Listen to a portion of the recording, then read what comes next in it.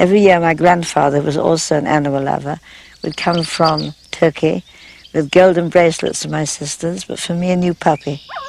He'd bring me a fluffy black puppy or a brown puppy, put it in my arms, joy for about 2 months. Then the puppy would get sick, be banished to the cellar for me to treat it down there. I didn't want a sick puppy in the home. And it was really dying, the vet would be called, take the puppy away and never came back again because the vet didn't know how to cure my puppy. So I was determined to be a vet. I went to good schools and 2 universities, which my father thought was the correct thing to do for his daughters. I went to the university and I didn't learn what I wanted to learn there. I didn't learn how to cure animals. So I knew that the way to learn was from the people who live close to their animals. The Gypsies and the Berbers and the Bedouins. And there I could see were successful.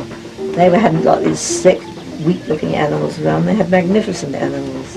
And they themselves had wonderful hair and wonderful teeth. And the joy of life was shining in their faces.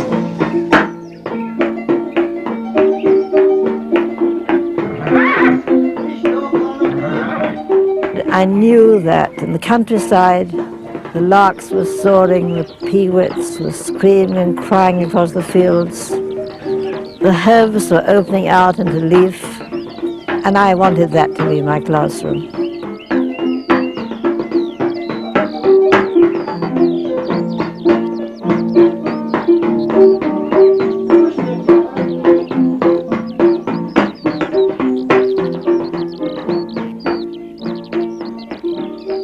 In the 1930s, when modern medicine, chemical drugs and vaccines were the hope of the future, Juliette realized that the knowledge gathered over thousands of years by the gypsies and peasants of the world was in danger of being lost forever.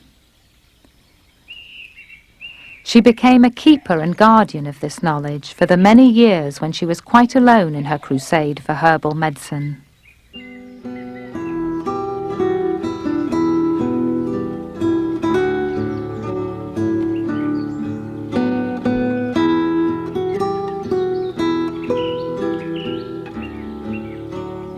But once, years after, in the country lanes, 2 scholars whom at college erst he knew met him, and of his way of life inquired.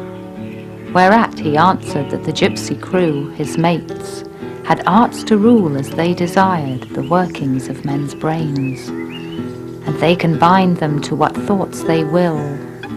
And I, he said, the secret of their art, when fully learned, will to the world impart. But it needs heaven-sent moments for this skill.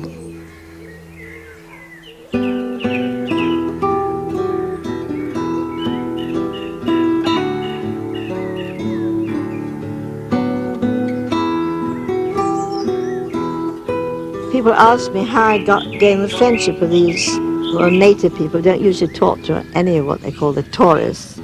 It was just that we shared this natural love of plants. We used to swap treatments.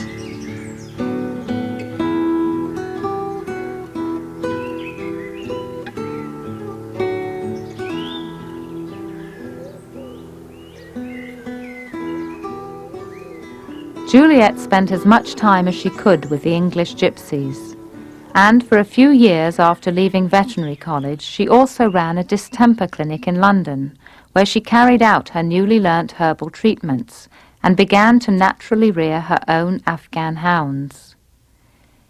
Here she gained a reputation for herself, and the royal vet to the king sent her the dogs of Douglas Fairbanks and the tenor Richard Tauber to be cured.